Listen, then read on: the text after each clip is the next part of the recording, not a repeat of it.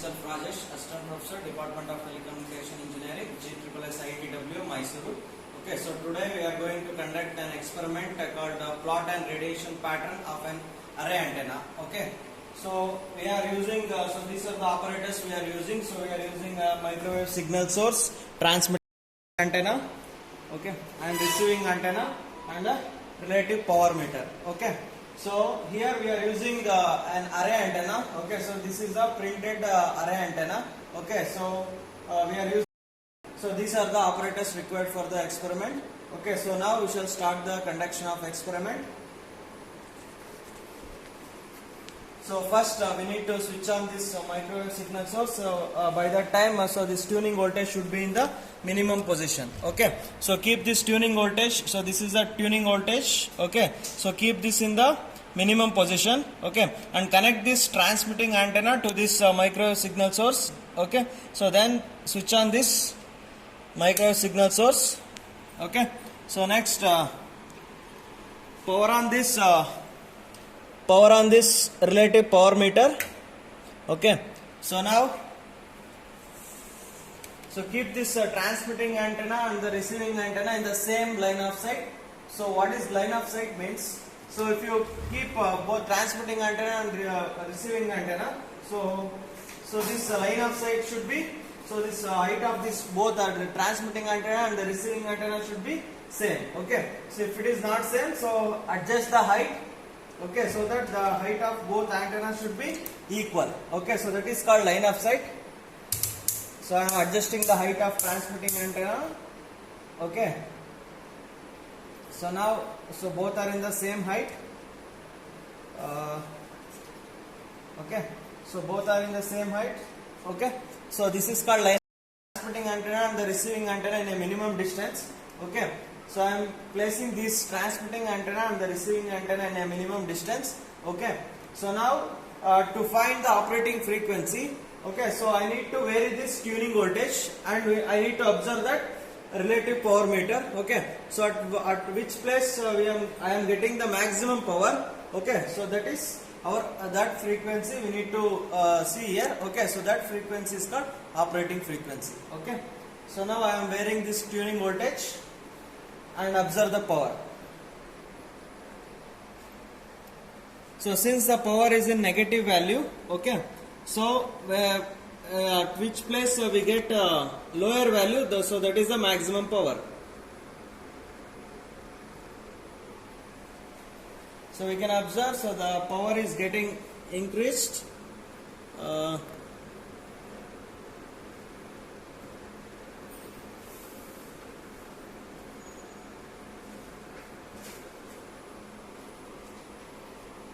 So the lowest we got is 24 point something. Okay, so I will come back to that position. Okay,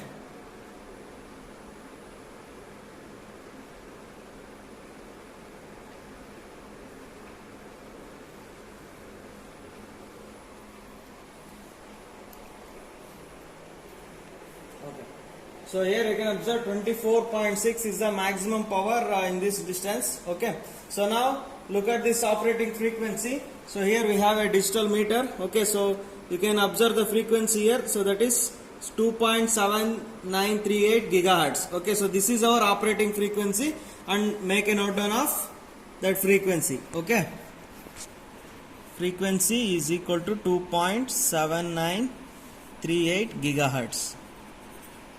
Okay, so now we got the operating frequency. Okay, so then we need to find the distance between this transmitting antenna and the receiving antenna. Okay, so we need to keep some distance. Okay, so that is the formula is given by S is greater than or equal to 2d square by lambda. Okay, so where this lambda is the wavelength and d is the broader dimension of the antenna. So here you can observe, so here, so the broader dimension of the antenna will come like this. So in diagonally, so we need to measure the dimension of this antenna. So measure from measure diagonally Okay, so here it is approximately equal to 22 centimeter. Okay, so now take D is equal to 22 centimeter.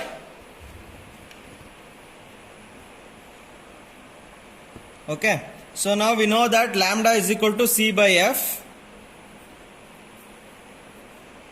Okay, so this C is equal to 3 into 10 power 10 in centimeter. Okay, if you take it in meter, so it should be 10 power 8. Okay, so on frequency we got 2.7938 into gigahertz, means it is 10 power 9. Okay, so now calculate this wavelength. Okay, so if we calculate this C by F, so we get lambda is equal to 10.73 in centimeter. Okay, so now substitute this lambda here.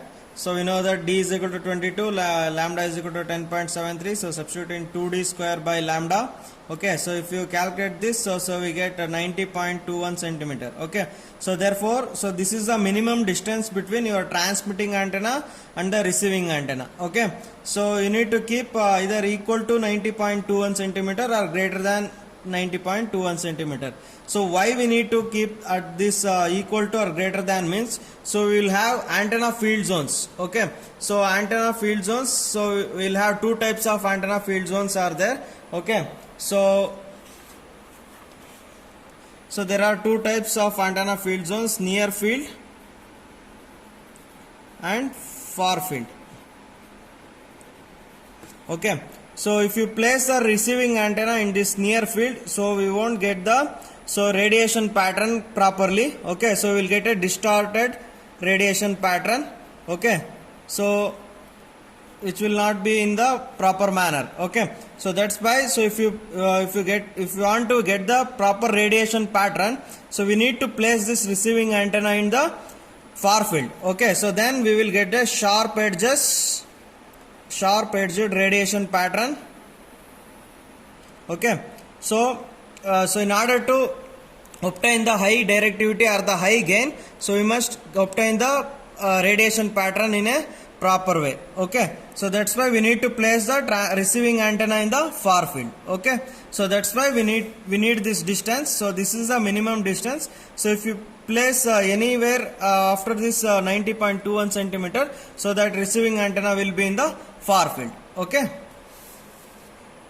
so we have calculated the minimum distance between transmitting antenna and the receiving antenna, that is S is equal to 90.21 centimeter. Okay, so now we need to place this transmitting antenna and the receiving antenna, so in that distance. Okay, so this wire, so this cable is of 1 meter distance. Okay, so if you place this transmitting antenna and the receiving antenna at a 1 meter distance, so that will be good enough. Okay, so now I will place this transmitting antenna and the receiving antenna in a minimum of 1 meter distance. Okay, so you can measure the distance like this.